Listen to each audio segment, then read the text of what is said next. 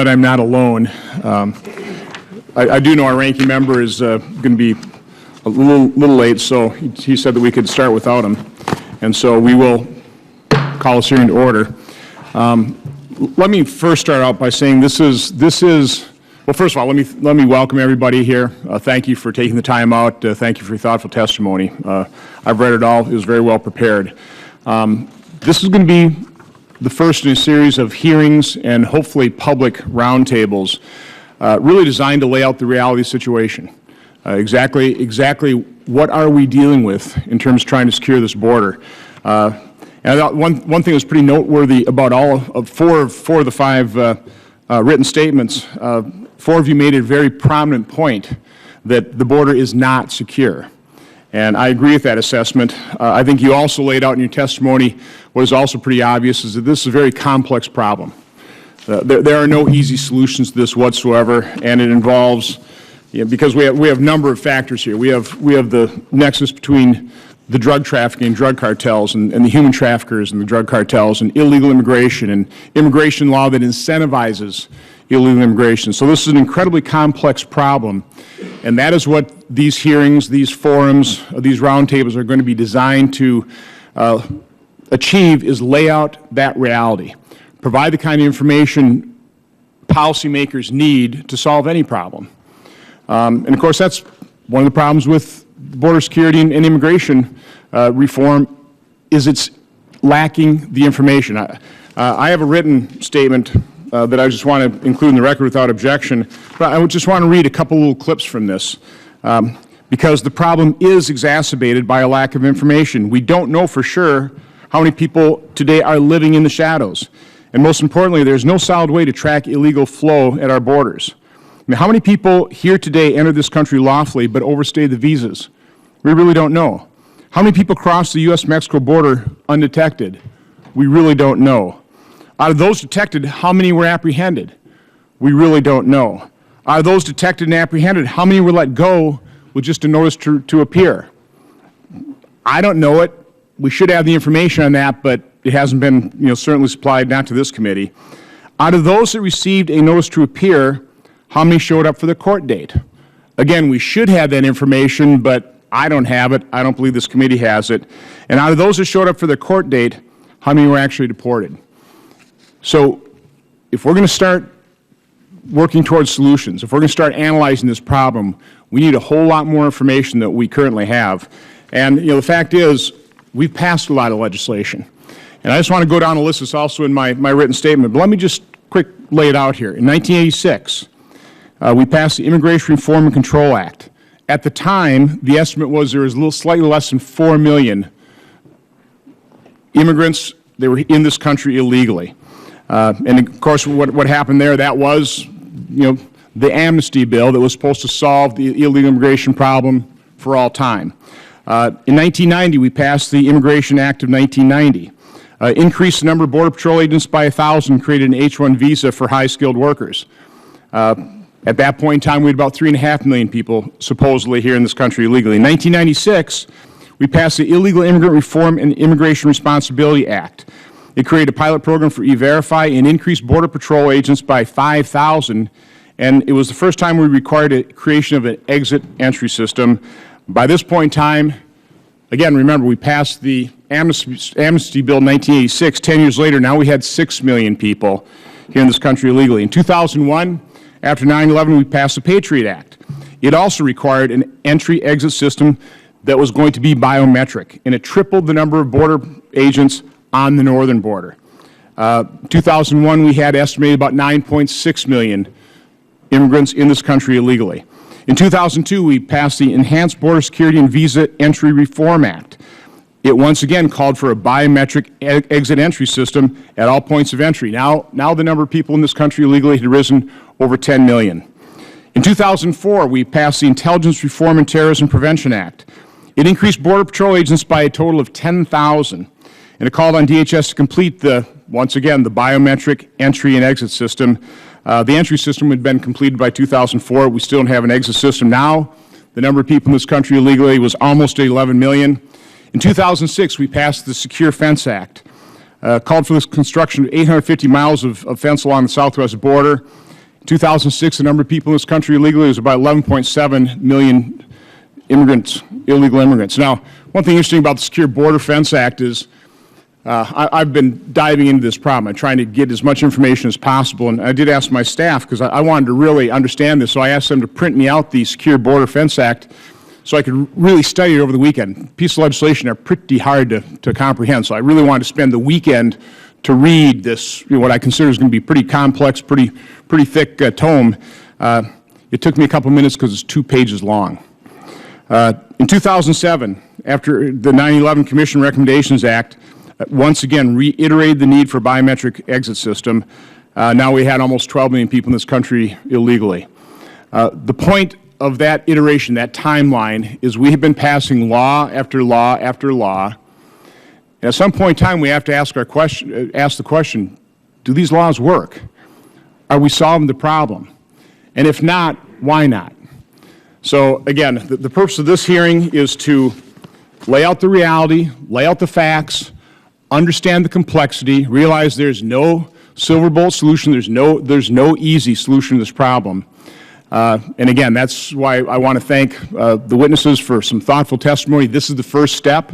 I think having read your testimony, you're certainly laying out some realities that we certainly need to consider here in Congress. And with that, I'll turn it over to our ranking member, Senator Carper. Senator Ayotte, I guess I'll start my questioning, seeing as I'm the last man standing here.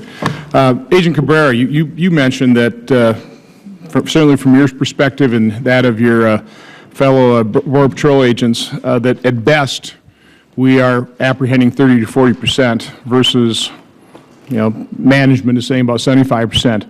How certain are you of that? I mean, is this based on any figures you're keeping on a daily basis, or I mean, where do you come up with 30 to 40%? Well, Senator, out there in our areas of operation, we leave large swaths of land uncovered, maybe 20, 30 miles at times. I remember one time in the not too distant past where we actually, at a 53-mile station, we had one person assigned for that day. We count sign, we check the trails. Some of these trails are 2 or 3 feet wide with not a speck of vegetation on them, but we're not allowed to patrol out that area. They constantly change the, they make the zones larger so it's harder for us to call in these gotaways, and they just don't want to hear it. I've been told by our chief of our sector that we are going to bleed heavily on our flanks at all of our stations. The western flank usually gets neglected because we don't have enough manpower to get out there. Our agents will count the foot sign, they will call it in, and at the end of the day, the numbers get manipulated so that it doesn't show up correctly. And again, the drug traffickers, the human traffickers, I mean, because I was right there on the border with folks like you, and I mean, they've got their cell phones right there. You're standing right next to their spotters. I mean, you're standing right next to their spotters, and they're telling you exactly where the patrol agents are, correct? That's correct. As much as we watch them, they watch us. However, they have an unlimited budget. They can see things better than we can. They have resources that watch our stations, that watch our helicopters right across from the airport, and there's nothing we can do about it. Sheriff Dannels, is that pretty much your estimate too, somewhere between 30 to 40% apprehension of those we detect? I would agree with the agent on that. And, one thing I've learned over my 3 decades is the statistical data that comes from Border Patrol switches every 6 months. And so I don't use a lot on statistics as I use the quality of life by the people who live on the border and what they can tell you when the border's secure, when it's getting safer, just based on the traffic coming through their private lands and the damage they see and the fear they live by.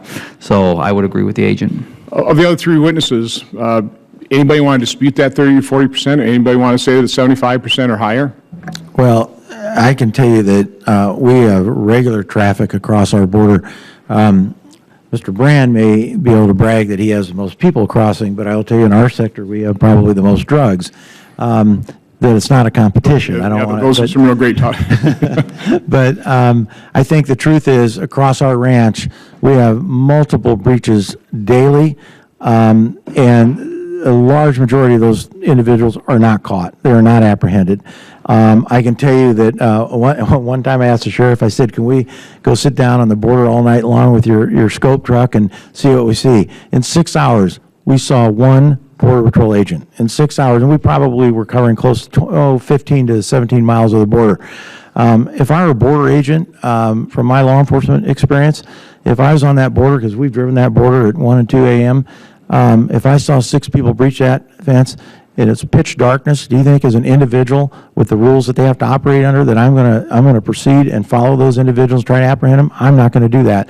And it's not safe for the agents to do that. So I think, there are a number of people, I can only speak to our ranch, but I can guarantee you, if I had to estimate, and I could not prove this, but I would estimate that 50% of people coming across that ranch at least are not apprehended. Okay. Anybody else want to dispute the 30 to 40%? Okay.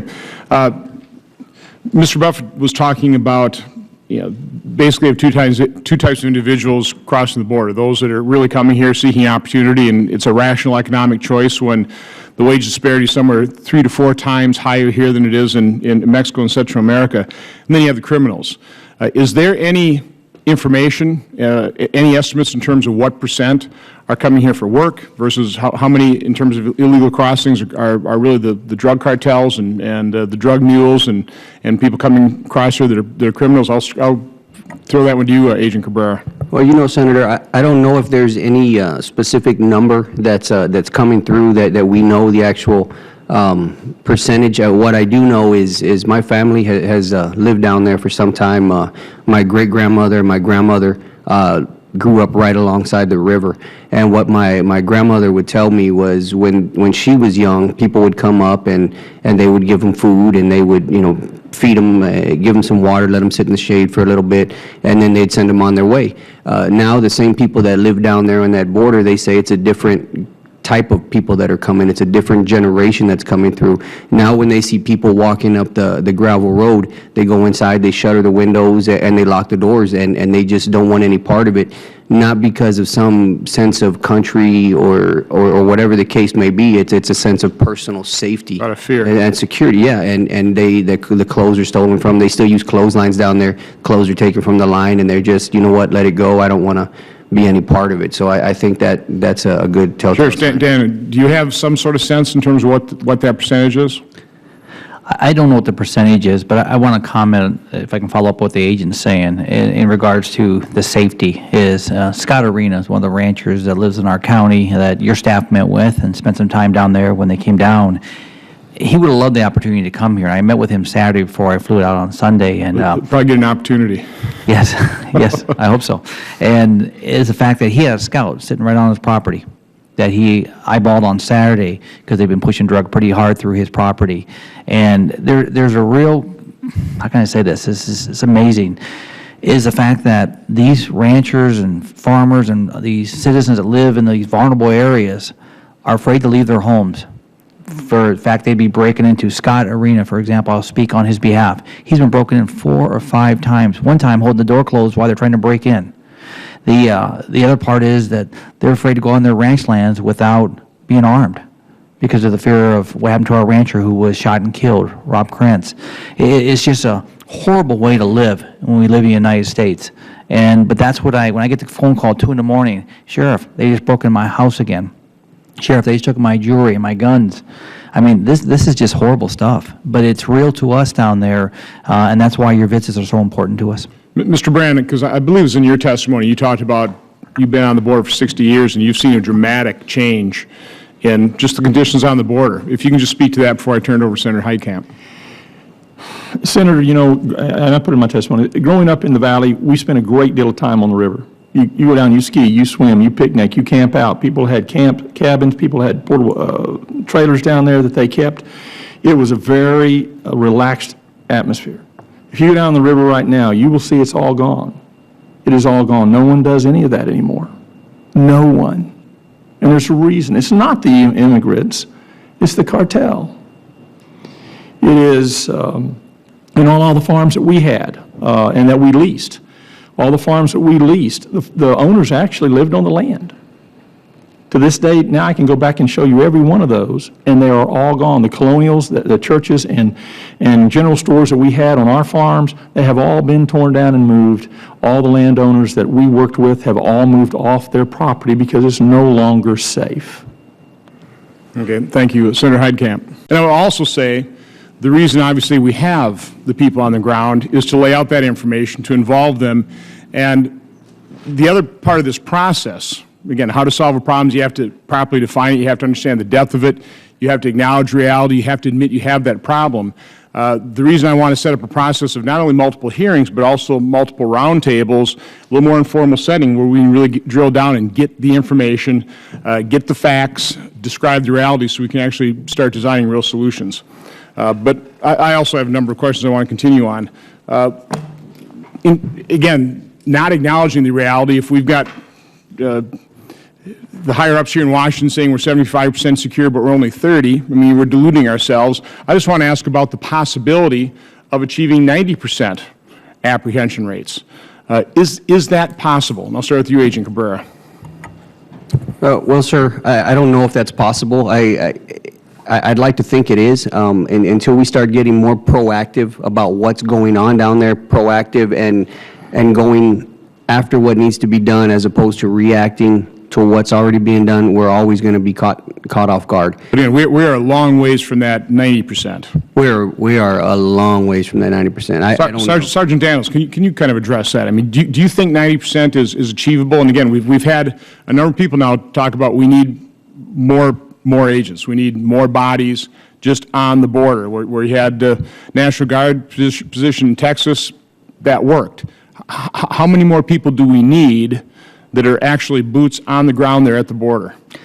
Well, to begin with, Senator, I think first of all you need to look at your allocated resources and see if they're being maximized on the border to get a true number of what you actually need on the border, and then reset the plan of primary deterrence at the border and not away from the border, and then secondary intervention from there. The other thing I think is so important, I do believe we can get up to that 90% plus. It's going to take some time. It's going to take some political will to do that, and not political posturing, but political will. Where the border is, and I appreciate your stance and our conversation we've had in the past to understand that it's a very comprehensive problem, but that it's a mandated problem to protect our freedoms and liberties. And if we don't secure our borders, we'll never get there. Or at least if we don't try, we'll never get there. One thing that my citizens, I've hit on this, is they become very numb to the fact that nothing's going to change. And that's frustrating for me, directly linked to my citizens in Cochise County. And it makes no sense to me either, because the plan of the 90s is still in effect. Not many people talk about how do we redefine this plan. I think we need to look at that. Now, I've seen the Vader system on the unmanned aircraft. I've seen the aerostats. I've seen the fixed towers. I've definitely seen that we've probably improved our ability to detect. I'm not sure I've seen the technology that Senator McCain was talking about that has been developed in Afghanistan and Iraq. Is any of that positioned anywhere in the border right now, or is that just what has been used in the military? As far as the radar systems that they have out there in Israel, we don't have any of those down there. What we have are some blimps, and that's pretty much it. We hear there's drones. We've never seen them. So okay, but again, we can detect, and we can improve our detection. We can apprehend. We can improve our apprehension. But then, if all we do is process, and basically give somebody a notice to appear, and then give them a bus ticket or plane ticket and disperse them throughout America and have them really join those people living in the shadows, we haven't really solved much of the problem. Mr. Brand, you're shaking your head. Is that your understanding what we're doing? Senator, one of the things that I have participated in and been a part of for the last 9 years is the HHS ORR program, where with these 16-year-old boys, and what we do with them and how we process them, and to watch, we spend more money on these kids as they come across than we spend on our own people. I'll be back. And I'll stop. Senator Ernst. Senator Ernst, I will give all the witnesses a chance to kind of sum up, or if you've got a brief comment at the very end here, but I've got a couple other questions I want to continue to go through. I was surprised by Ms. Weisberg-Stewart's contention. It may be true. I just don't know. I just want to ask Agent Cabrera and Sheriff Dannels, I mean, is it true that most drugs are actually being funneled through the ports of entry as opposed to illegally smuggling between those ports? Agent Cabrera. Senator, I don't believe so. I know there is quite a bit that goes through the port of entry, but we do have quite a bit. I think they just, over the past weekend, just in our area, that small area along the border, over $5 million of worth of marijuana was caught just within 2 days. That's only what we catch. Granted, when marijuana is a little easier to catch than some of these other high-value drugs, obviously they're going to put a little more into making sure they're secured. But I do believe there is a lot coming through the port of entry, but there's also more than a ton of it coming through the river itself, or in Arizona's case, the desert. Sheriff Dannels, do you believe what Ms. Weisberg-Stewart was saying is an accurate assessment? I would say the port of entry has its attempts to come through and get through, if you want to call it such. But I truly believe that the go-arounds, the open seams on our border, southwest border, are more common. Second part about that is the tunnel that was discovered several weeks ago. That was approximately a 2-year-old tunnel. By the way, that was discovered by a traffic stop, Intel-based, but by a traffic stop, and that vehicle was almost 4,900 pounds of marijuana. They'd back it up, load it in where the shaft for the tunnel was concealed, load up the vehicles. So if you think about that, in 2 years, how much drugs went through that is amazing, which, by the way, was like a quarter of a mile from the port of entry. Ms. Weisberg-Stewart, obviously, I need to give you where'd you get that information from? And how can we verify that? Well, actually, sir, if you look at statistical information that's actually come from the Department of Homeland Security, I think you'd be amazed what you find. But I think it's important for you to also look at the importance of looking at the big picture of facilitating legitimate trade and travel and what those affects. We've heard a lot of between the ports of entry, but not at the ports of entry. Our ports right now are suffering tremendously. Your state alone exports a total of $2.8 billion. Mexico is your second export partner, and 117,665 jobs rely on your trade with Mexico. And if you were to look at the ports of entry, you would actually see the security, and you would actually see that right now we constantly put policies in front of the cart before the horse on dealing with actual security needs. So we believe that these goods are coming through because we have not accurately, as a government, facilitated the trade and travel and given them the funds necessary in order to cartel the amount of drugs that are coming through. Being an exporter myself in my former life, I'm all for free and fair trade and functioning ports of entry, but the question was really about drug smuggling. When I was on the border with people spent a day with me, and I appreciate that, Sergeant Cabrera, on a Sunday on your day off, one of the revelations that or certainly one of the pieces of information I got was that I've always felt law enforcement, prosecutors, district attorneys, they're always fighting over jurisdiction so they can, they get the collar. I mean, they're the ones that get to prosecute and send somebody up. That wasn't the case on the border. What I heard is that, and I just wanted to get the reaction if this is basically true, but I heard we're not even prosecuting, for example, marijuana smugglers unless they have at least 500 pounds of marijuana. We don't bother to prosecute. And the jurisdictional battles is, I don't want to touch that prosecution, you take care of it. Was that an accurate assessment of the people I was driving around the border that day? Sheriff Dannels, I'll start with you. Senator, you're exactly correct.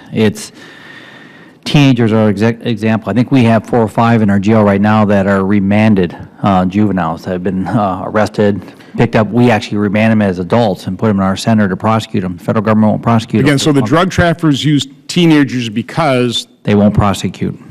And I was talking to the sheriff in Yuma, Sheriff Wilmot, last night. There's an issue right now where those illegals that have child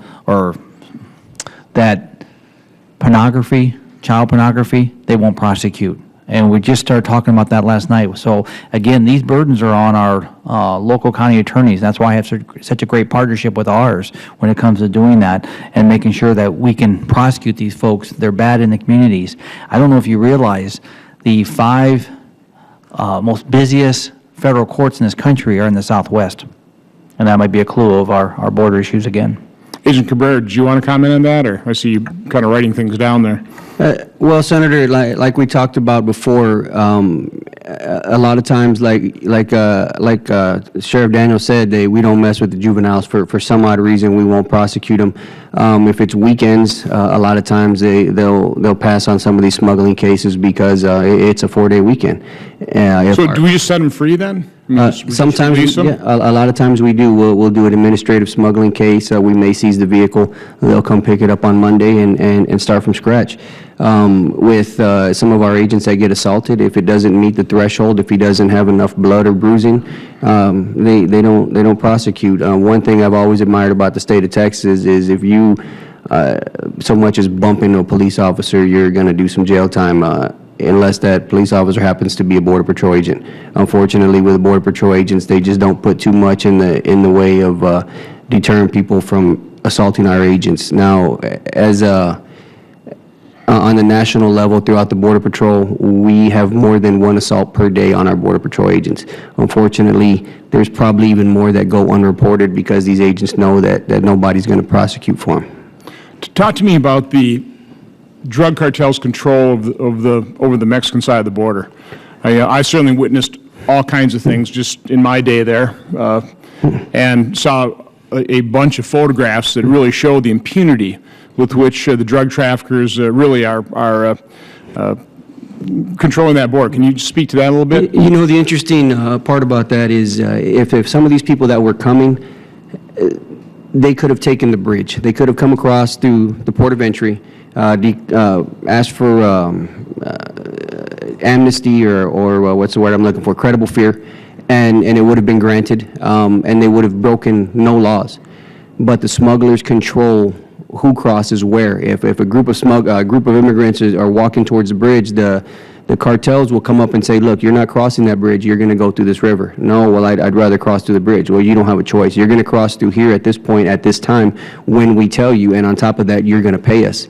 And they send them across when they want to send them across, where they want to send them across, because they know it's going to tie up our resources. And in doing so, then they can do the end around and run some either high-level, high-interest illegal aliens or some drugs around the backside when all of our agents are tied up with a group of, say, 80, 90, or 100 people trying to get them sorted out. Is it also true that they'll use rafts to paddle the drugs over, but those rafts are tethered to a truck, so if they do meet some resistance, they just pull them right back over? And again, they can do it with impunity because they control the Mexican side of the border. They don't have to worry about being picked up by any Mexican officials. Correct? Exactly. The Mexican officials are already paid off on that side. They can operate, as long as they have the money, they control that river. They will, at first, they were oaring those things across back and forth, and it got to the point where our boat patrol unit were confiscating their rafts and intercepting their loads. It got to the point where they would tie a rope to the end of the raft where the John boat, and if they saw the boat coming, the guy on that truck would take off, and that raft would just skip across that water and get about 30, 40 feet into Mexico before it stopped. So again, they have total control over the Mexican side of the border. They can just sit there and watch. They can have people on our side of the border with their cell phones, making sure that we all know where the Border Patrol agents are. And when the time is right, they can just head on over, go, oops, it didn't work so good. They just haul them right back on the other side. And again, they're not being caught. They're not being apprehended on the Mexican side. They can just bide their time. And that's why it's so incredibly difficult for us to fully detect and fully apprehend unless we have a whole lot more people on the border. Exactly. And if you go down that river at night with infrared, you'll see literally every quarter mile, you'll see somebody in the trees along the Mexican side. And they watch, they count how many people are in the boat. If they're going upriver, downriver, and it's like checkpoints on the Mexican side, they know that, okay, the boat has passed point A, so by the time we run this load back and forth, the boat can't possibly make it at its top speed. They have it all figured out. And there are consequences for these guys losing loads. When they come across with their drugs, if they lose it, sometimes you'll see them wash up on shore a couple days later. They're real strict in how they do their business on their side. So they are running the show, at least on the Mexican side, and to an extent on our side. So there's a really high incentive to succeed in getting the drugs crossed successfully in the U.S. Yeah, unfortunately, there's a very high incentive. They rule out of fear. Senator Carper, I was about ready to go down the table there and give them an opportunity to offer some last comments. Do you have some questions before I do so? Where did you learn to do that? That from the former chairman of this Oh, committee. I remember him. Just a great guy. Lieberman. Colin. Thank you, Agent. Obviously, this is just the first hearing of, again, multiple hearings, multiple roundtables. We will continue to involve the people on the ground because, you know, from my manufacturing background, I've solved a lot of problems, and I understand there's a process, and the first step is admitting you have one once you've properly defined it, once you've properly identified it. We're unfortunately, as a nation, I don't think we've really come to grips with the full reality, the full complexity of this. There's too much demagoguery in this, you know, too much simplicity, I think, directed at this problem. So this is complex. We're going to build a record, and we are going to involve the people that really do understand what that reality is, and we're going to face those realities. As harsh as they are, as unpleasant as they are to face, I refuse to write or mark up and be involved in a border security name-only bill. And this is going to involve not only what we need to do in terms of infrastructure and personnel, but we've also got to look at the incentives that our immigration system creates for that type of illegal immigration. And we've got to look at drugs. I mean, certainly the trip down to McAllen, Texas. I mean, if you need that point reinforced, how much of this is being driven by the drug traffickers? And let's face it, I think numbers I've got, we spend about $25 billion per year fighting war on drugs. And, you know, it is sad to say we're not winning that war. So we've got to get serious about this. But again, I just want to thank all of you for the time you've taken. You've traveled here. You've spent a lot of time, very thoughtful testimony, very thoughtful answers to our questions.